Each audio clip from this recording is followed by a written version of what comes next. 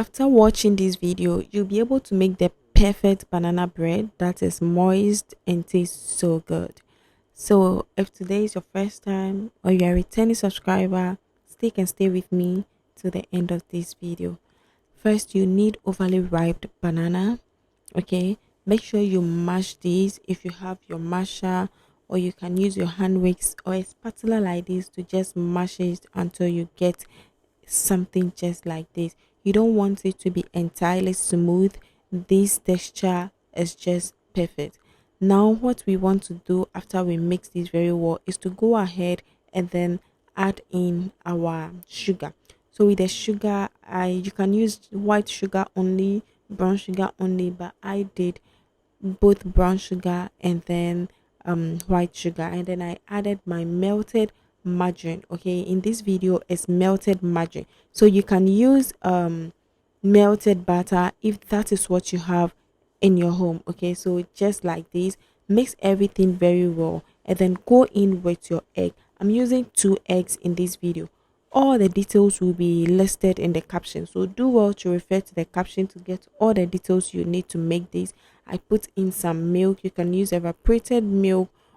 I added vanilla flavor. You can use any flavor of your choice at this stage. Okay, it is not necessarily vanilla flavor. Okay, now mix these until you get everything well combined very well, and then the next thing to do is to sift in some flour. Okay, if you get something like this, just go ahead and sift in some flour. And in this video we are using soft flour. You can use all purpose flour as well, but here we are using soft flour. Okay, now let's sift these into it, and then we go ahead to also add baking powder and baking soda.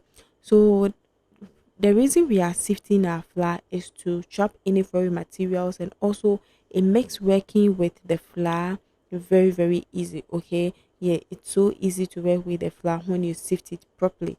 Yeah, so we'll mix this until we are able to get a perfect consistency, and then like I said, all the measurements will just be in the description, so you do well to read the description. And this is what we have. It's just perfect.